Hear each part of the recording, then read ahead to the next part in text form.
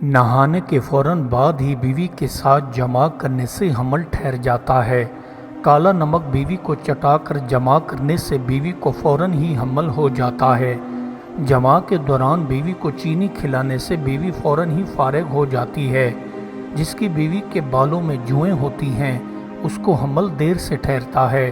جس کی بیوی کا سر بڑے سائز کا ہوتا ہے ایسی بیوی میں عقل کی کمی ہوتی ہے۔ بیوی کے ساتھ جماع کر کے فوراً کھڑے ہو جانے سے حمل نہیں ٹھہرتا ہے۔ بیوی کو خالی پیٹ جماع کرو گے تو بیوی کو جڑواں بچے پیدا ہو سکتے ہیں۔ جماع کے دوران بیوی کے کانوں میں انگلی ڈالنے سے بیوی فارغ ہو جاتی ہے۔ لیموں کا رس پی کر سونے سے انسان کا پیٹ خراب نہیں ہوتا، پیٹ صاف رہتا ہے۔ کھڑے ہو کر کچھ کھانے پینے سے انسان کی ہڈیاں کمزور اور ذہن کمزور ہو جاتا ہے۔ لیٹ کر کچھ کھانے پینے سے آدمی کو کینسر ہونے کے خدشات بڑھ جاتے ہیں۔ دھوپ میں بیٹھ کر پھل کھانے سے انسان کی رنگت اور بھی نکھرنے لگ جاتی ہے۔ ہڈیوں پر گوشت چڑھانا ہے تو بکرے کی کلیجی کو بھون کر روز کھایا کرو، افاقہ ہوگا۔ جن لوگوں کی گردن موٹی ہوتی ہے ایسے لوگوں کی عقل بھی اتنی ہی موٹی ہوتی ہے۔ جن لوگوں کے پاؤں بھاری بھرکم ہوتے ہیں ایسے لوگ انتہائی خوش نصیب ہوتے ہیں۔ جو لوگ چلتے ہوئے تیز چلنے کے عادی ہوں ایسے لوگ بہت محنتی اور کامیاب ہوتے ہیں۔ جن کے گھر میں مورنی بچے پیدا کر دے ایسے گھر میں رزق کی بارش ہونے لگ جاتی ہے۔ گھر میں غربت نے ڈیرا ڈال رکھا ہے تو گھر میں مورنی لے آؤ، رزق آنے لگے گا۔ کھڑے ہو کر پانی پینے سے انسان کی بدن کی قوت سلب ہونا شروع ہو جاتی ہے۔ وزن میں کمی لانا چاہتے ہو تو بھینس کی دودھ کی جگہ بکری کا پینا شروع کر دو۔ جوانی کو واپس لانا چاہتے ہو تو خالی پیٹ بیوی کے پاس جایا کرو، جوان رہو گے۔ عقل اور نظر کو بڑھانا چاہتے ہو تو صبح سویرے گیلے گھاس پر پیدل چلنا شروع کر دو۔ جن لوگوں کے کان لمبے ہوتے ہیں ایسے لوگوں کی زبان بھی اتنی ہی لمبی ہوتی ہے۔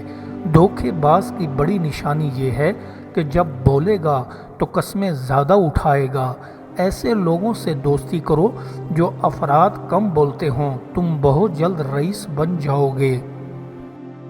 3 چیزیں تیری دوستی کو تیرے بھائی کے دل میں پختہ کر سکتی ہیں۔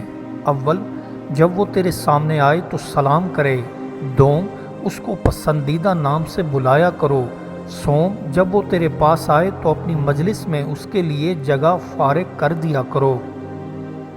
تمام امور کی بہتری انسان کی کوشش اور تدبیر پر موقوف نہیں بلکہ ہر بلندی کی بھلائی و برائی خدائے قدوس جانتا ہے، اور جب تکلیف اور راحت انسان کو پہنچتی ہے وہ خدائے قدوس کی جانب سے پہلے ہی اس کی قسمت میں مقرر ہوتی ہے۔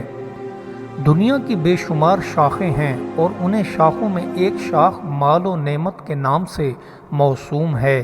اسی طرح ایک اور شاخ جاؤ حشمت کہلاتی ہے، اور ایسی ہی بہت سی دوسری شاخیں، لیکن فتنہ مال سے بڑا کوئی فتنہ نہیں۔ جو اللہ تعالیٰ کے ساتھ صلح رکھتا ہے اللہ تعالیٰ اسے تمام خرابیوں سے محفوظ اور سلامت رکھتا ہے۔ جو شخص اپنے نفس کے ساتھ اپنی مرغوب چیزیں حاصل کرنے میں سہل کرتا ہے وہ ایسی چیزوں کی تکلیف دیتا ہے جن سے اسے نفرت ہوتی ہے۔ جو شخص لوگوں کے ساتھ میل و ملاقات رکھتا ہے اس کو ان کی طرف سے کوئی نہ کوئی تکلیف ضرور پیش آتی ہے، اور جو ان سے الگ رہتا ہے وہ ان کی شر سے محفوظ رہتا ہے۔ یقین کی رفاقت اور شک کے اجتناب کو لازم پکڑ، کیونکہ آدمی کے دین کو کوئی چیز ایسا برباد نہیں کرتی جیسا شک اسے تباہ و برباد کرتا ہے کہ یقین پر غالب آ جائے۔ ایسا نہ ہو کہ دنیا تمہیں فتنے میں مبتلا کر دے، خواہش نفس تم پر غالب نہ آ جائے، تمہیں اپنی عمر دراز معلوم نہ ہو، اور فضول امیدیں تمہیں دھوکے میں نہ ڈالیں، کیونکہ دنیا کی لمبی امید رکھنے والا شخص دین سے بے پرواہ ہوتا ہے۔ بہت سے خوف موت کا باعث ہوتے اور بہت سے امن آخرکار خوف سے متبدل ہو جاتے ہیں۔ بہت سے کوشش کرتے ہیں جو ان کو ضرر اور نقصان پہنچاتے ہیں، اور بہت سے تکلیف اٹھانے والے ایسے لوگوں کی خاطر تکلیف اٹھاتے ہیں جو ان کے شکر گزار نہیں ہوتے۔ انسان کو جب اللہ سے لینا ہو تو ہزاروں خواہشات اور دل کی چاہت رکھتا ہے، لیکن جب اللہ کی راہ میں دینا ہو تو جیب میں سکے ڈھونڈتا ہے۔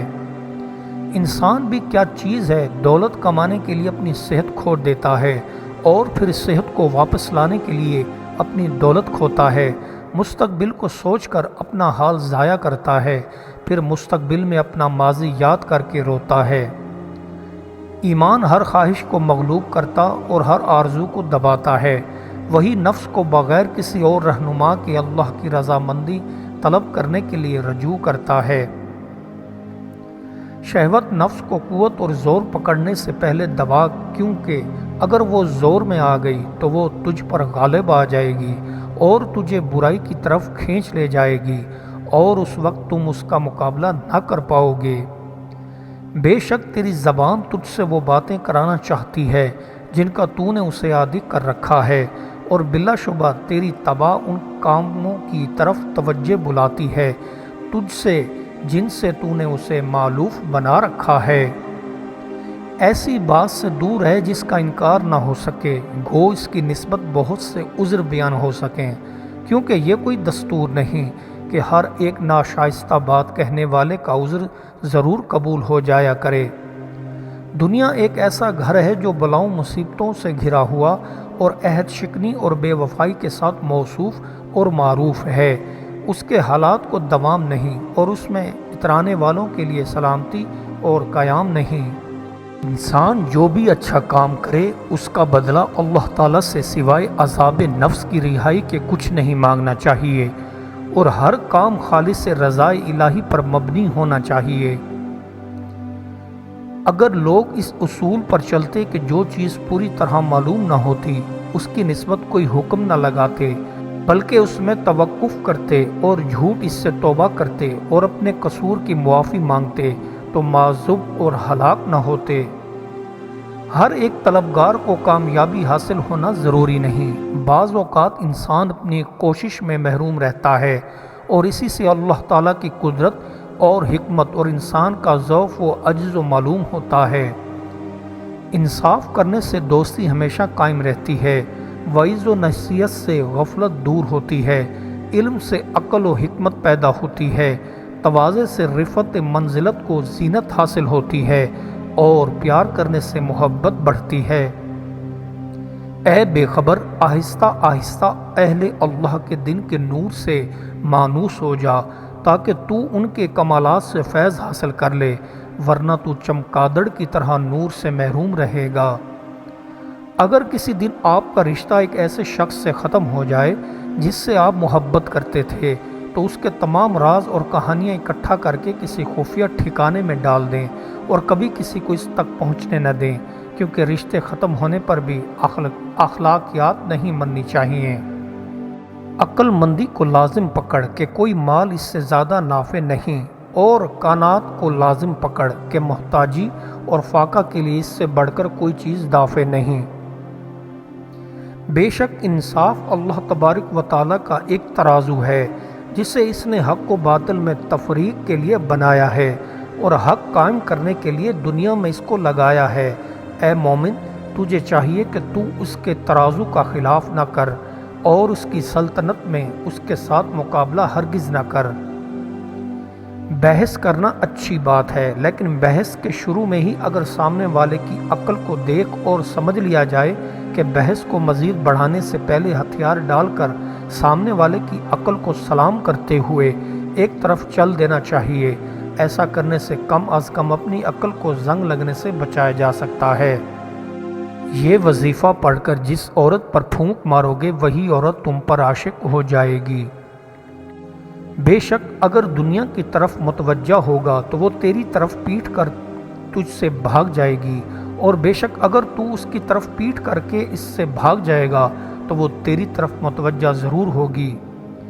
والدین اور درخت دونوں بوڑھے ہو جاتے ہیں لیکن ان کی چھاؤں ہمیشہ گھنی رہتی، اور اللہ پاک ہمارے والدین کی مغفرت فرمائے اور ان کی لمبی عمر اور صحت و تندرستی والی زندگی عطا فرمائے۔ بے شک دن رات تجھے یہاں سے نکالنے کی کوشش میں ہیں، پس تو ان میں اپنی آخرت کے لیے کچھ کما لے۔ کیونکہ یہ تیری عمر تجھ سے لے رہے ہیں، پس تو ان کا کچھ حصہ لے کہ اس میں نیک عمل کما لے۔ قضاء و قدر کی گونا گوں گردشوں میں عقل مند اور داناؤں کے لیے عبرت ہے، زمانے کی گردشوں میں اہل بصیرت کے لیے عبرت اور غفلت سے آرام کرنے میں دھوکہ کھانے کی علت ہے۔ دولت ایک بچھو ہے، اگر تمہیں بچھو کے کاٹے کا علاج نہ آتا ہو تو اسے ہاتھ مت لگاؤ، اگر اس سے تجھ سے ڈنک مار دیا تو اس کا زہر تجھے ہلاک کر ڈالے گا۔ دعا کی قبولیت میں تاخیر ہونے سے نا امید نہ ہو کہ جس قدر زیادہ دیر ہوگی اسی قدر زیادہ انعام ملے گا، کہ اکثر دعاؤں کی قبولیت میں اس لیے دیر ہوتی ہے کہ اللہ تعالیٰ کو بہت بڑا اجر عطا کرنا یا بہت بڑا عطیہ عطا فرمانا منظور ہوتا ہے۔ وہ قابل رشک شخص ہے جس نے آخرت کے مقاصد حاصل کرنے میں کامیابی حاصل کر لی ہے، اس بے عقل سے کہیں بڑھ کر ہے جو اپنی شقاوت اور تدبیری سے جنت کی نعمتوں سے محروم رہا۔ بے شک تمام مصائب کے لیے ایک نہ ایک حد ہے کہ وہ اس پر پہنچ کر ختم ہو جاتی ہے، بس ان کے اپنے انتہا تک پہنچنے سے پہلے صبر کیے رہو، اس سے پہلے ان کے دور کرنے کے لیے کوشش کرنا گویا ان کو بڑھانا ہے۔